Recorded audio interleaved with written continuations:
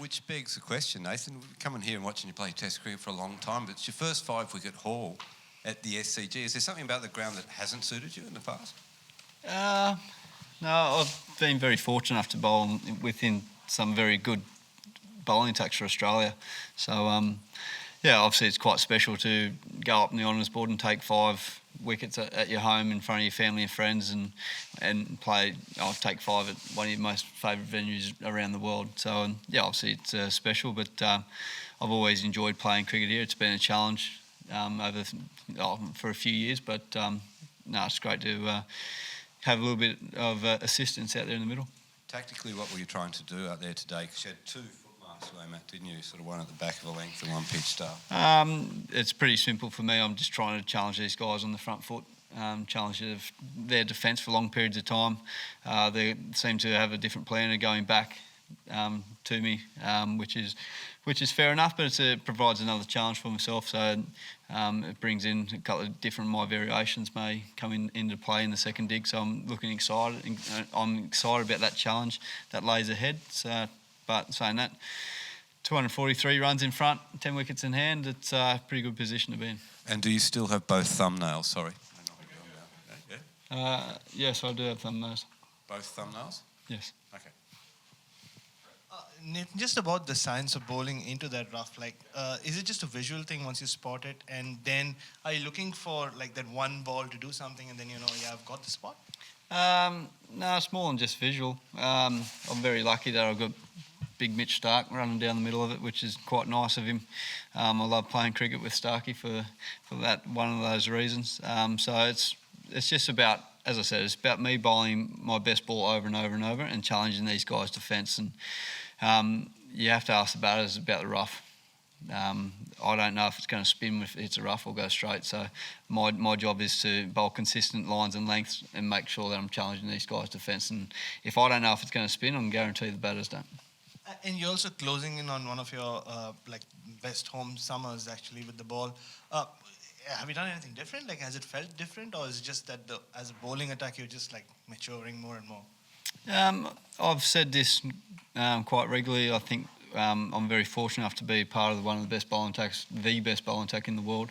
So it's just about building pressure from both ends, and I think we've been able to do that over the summer, or to be honest, over the last 8 months or so. It's been a really big factor for us, and I think building pressure from both ends and challenging these people, the opposition's defence for long periods of time. I think we're just getting our reward for all the hard work and all our preparation that we've been doing. So that knock you got on your thumb, it looked quite nasty. I mean, there seemed to be a bit of blood dripping. Can you just talk us through, I suppose, the discomfort, or if it caused you any discomfort during the day? To be honest with you, I've split my thumb, but I was more frustrated about myself dropping a pretty easy catch in my eyes. I pride myself on my fielding, especially the fielding off my own bowling. I know how hard it is to take Test wickets, and when you're dropping catches off your own bowling, it doesn't sit really well with you. So my thumb's fine. It is what it is, but I'm more disappointed of my standards, to be honest. Nathan, you're a boy from the country, and you're well connected down in Canberra and a few of those regions. Do you have any friends or family or anyone you know that have been affected by fires? One of my best, probably my best mate.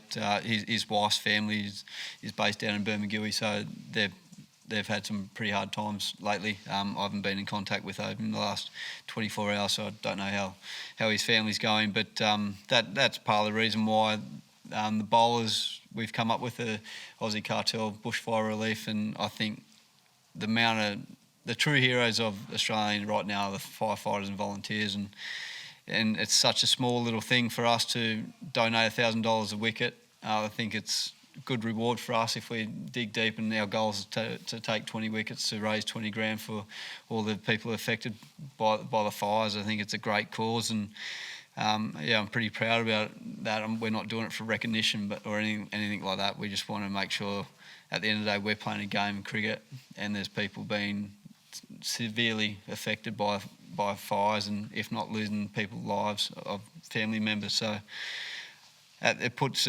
cricket in perspective, and I think it's really showing Australia's true colours and how everyone rallies behind a country or people when they're having a hard time and really getting behind them. And I'm proud to be Australian, to be honest, in hard times, and we're getting around them. So. And just on a different note, mate, I know you're probably not going to complain after 5 wickets, but what were your thoughts on the pitch? Obviously it was turning, but was it a little on the slow side, or what were your thoughts?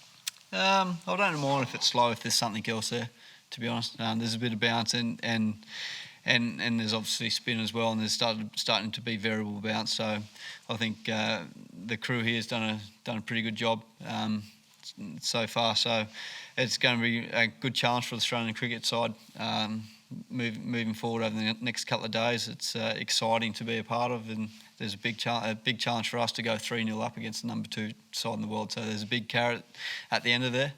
So we'll make sure that we rest up tonight and make sure our plans are clear and ready to go for when we have to bowl, whenever that may be.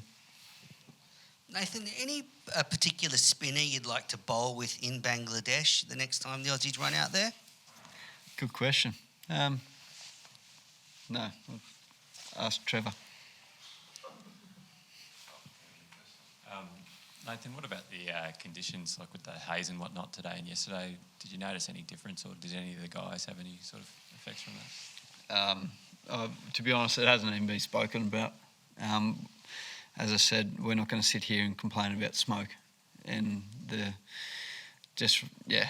we're not going to do that. We're not here to whinge about that, because there's so many other people in worse conditions and worse places than where we are playing cricket at the SCG. But, the smoke is absolutely no dramas. Nathan, Dean Hills is normally pretty good with spotting opposition talent, but a guy who comes in like Glenn Phillips on the morning of a test, did you guys have a chance as a group to see much of him and batting and how to work out strategies against him? Yeah, we've got spoken about. He's a clone of Steve Smith, so we had a fair indication of what he does and how he plays his cricket. So so obviously Glenn looks like a decent player. He looks like he likes to move the game quite forward quite fast. He plays his shots. So we're going to have to make sure our plans are really clear and coming into the second dig. But yeah, he seems like a nice guy as well, which is nice of the Kiwis. So. Nathan, not only 5 here for the first time, but I believe it's now 5 that you've taken against every Test nation you've come up against. Were you aware of that, and how does that sit? No, I wasn't aware of that, so thanks for filling me in. Obviously that's quite special, but I won't look at those things until I retire. I've still got a lot of cricket to give and a lot of cricket to learn about. I've always said I won't conquer this game, and I want to keep learning about the game and want to try and keep getting better each and every day. And to tick that off, it's nice, but I want to make sure that we're winning games of cricket for Australia and being part of series wins, which is my main goal, to be honest.